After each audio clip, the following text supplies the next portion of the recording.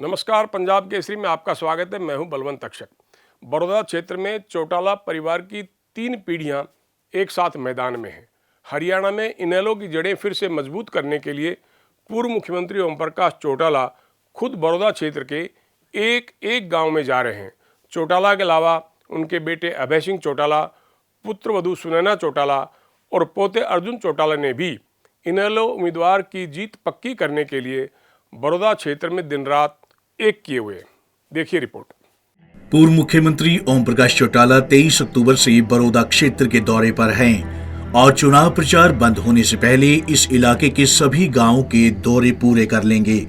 चौटाला अपनी सभाओं में जोर देकर लोगों से कह रहे हैं कि बड़ौदा में इनेलो उम्मीदवार जोगेंद्र मलिक के जीत के बाद भाजपा जजपा गठबंधन सरकार गिर जाएगी, सत्तारूढ़ पार्टी में भगदड़ मच जाएगी।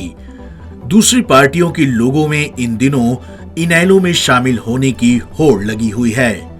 इस उपचुनाव के बाद हरियाणा में मध्यावधि चुनाव होंगे और इनेलो की सरकार बनेगी। हमने पहले भी अच्छे काम किए हैं और आगे भी अच्छे काम करेंगे।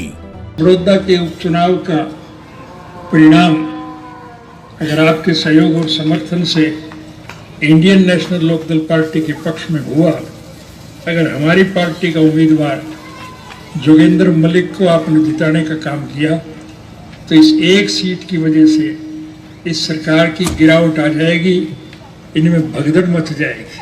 हर आदमी की ज़बान पे एक बात है कि अब तक जितनी भी सरकारें बनी थी, इंडियन नेशनल लोकदल पार्टी की सरकार सबसे अच्छी थी और इस पार्टी में दूसरी पार्टियों के लोग शामिल हो। आपका प्रत्याशी अगर भारी मतों से जीतेगा तो फिर इस सरकार में भगदड़ मच जाएगी और इनके विधायक टूट के दूसरी पार्टियों में आएंगे, ये सरकार टूट जाएगी और मध्यावधि चुनाव होंगे।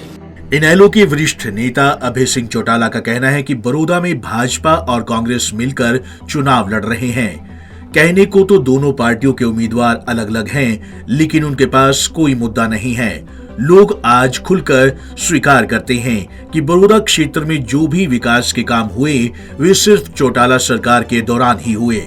इसी वजह से लोगों ने बड़ौदा से इनेलो के उम्मीदवार को जितवाकर विधानसभा में भेजने का मन बना लिया है।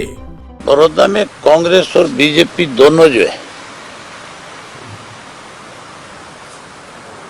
मिलकर के चुनाव लड़ रहे हैं।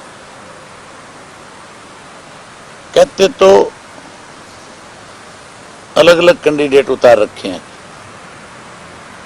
हालत दोनों पार्टियों की आज ऐसी है वहां पे कि ना तो बीजेपी के पास कोई मुद्दा है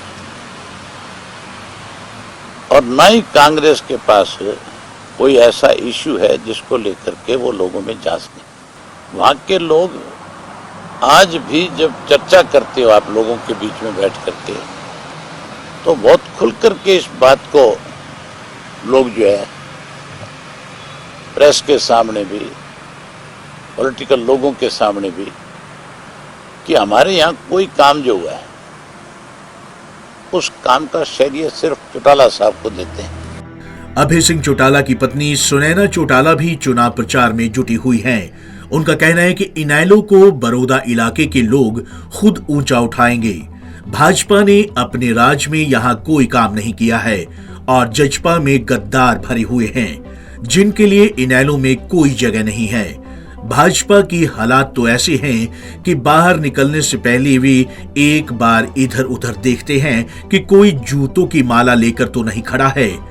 ये तय है कि इनेलो बड़ौदा के अपने गढ़ को एक बार फिर से हासिल करेगी।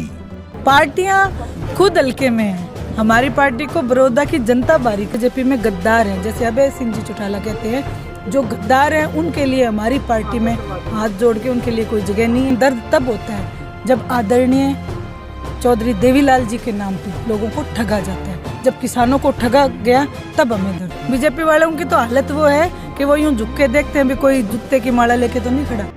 अभय सिंह चौटाला के बेटे अर्जुन चौटाला भी बड़ौदा क्षेत्र के गांव में जा रहे हैं और इस इलाके को अपना घर बता रहे हैं। लोगों से मुलाकात के दौरान वे भाजपा और कांग्रेस सरकारों पर बड़ौदा की उपेक्षा करने का आरोप लगाना भी नहीं भूलते।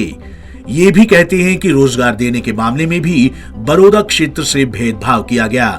उनका कहना है कि ये क्षेत्र चौधरी देवीलाल का गढ़ रहा है और यहाँ के बुजुर्गों से मिलना उन्हें अच्छा लगता है। अर्जुन का दावा है कि पार्टी का एक एक कार्यकर्ता इनेलो की जीत सुनिश्चित करेगा। जो भी गांव की चौपाल है, गांव के हमारे बुजुर्ग साथी हैं, गांव के जो हमारे जितने भी पुराने साथी हैं, सबसे मिलके चाहे कोई बड़ौदा की समस्या हो, चाहे किसी प्रकार की यहाँ जरूरत हो, किसी भी प्रकार की यहाँ कोई बात हो, तो उसको आगे बढ़ाने के लिए, जनता तक उसकी अवेयरनेस बढ़ाने के लिए और अपने साथियों के साथ दोबारा संपर्क करने के लिए आज हम बड़ौदा में आए। बड़ौदा तो हमारा तो 32 साल से गढ़ रहा है, ठीक है, और इसको तो मैं गढ़ भी नहीं कहूँगा, ये घर है हमारा। आज भी जब आता हूँ, मेरे बुजुर्ग मिलते हैं यहाँ पे, तो अगले मेरे को सीधा कहते हैं, बेटा बड़ा अच्छा लगे तू आया, तेरा दादा आया था, तेरा परदादा आया था, तेरा पिता आया था, वो यार है यहाँ 4 पीढ़ियों से और हमारे अलावा। बड़ौदा आज नहीं और पहले नहीं, बड़ौदा तो हमेशा से जननायक चौधरी देवीलाल का, चौधरी ओम प्रकाश चौटाला का, इंडियन नेशनल लोकदल का हमेशा से गढ़ रहा है। और हम तो कहते हैं हम अपने घर में आए हैं, घर में आके अगर बेटा अपने बुजुर्ग से मिलता है तो मैं कोई राजनीति करने नहीं आया, मैं तो वो रिश्ता जो मेरे परदादा ने, मेरे दादा ने, उन्होंने बनाया था, मैं तो उस रिश्ते को आगे बढ़ाने के लिए आया। क्या चौटाला परिवार की 3 पीढ़ियों का संघर्ष बड़ौदा में रंग लाएगा? क्या बड़ौदा में इनेलो की जीत पक्की कर पाएगा? क्या कांग्रेस और भाजपा के बीच से इनेलो के उम्मीदवार जोगिंदर सिंह मलिक अपनी जीत की राह बना पाएंगे? कभी देवीलाल के गढ़ माने गए बड़ौदा क्षेत्र के लोग क्या एक बार फिर से इनेलो पर भरोसा जाहिर कर पाएंगे? इन सभी सवालों का जवाब मिलेगा, इंतज़ार कीजिए 10 नवंबर तक। पंजाब केसरी के लिए बलवंत तक्षक की रिपोर्ट।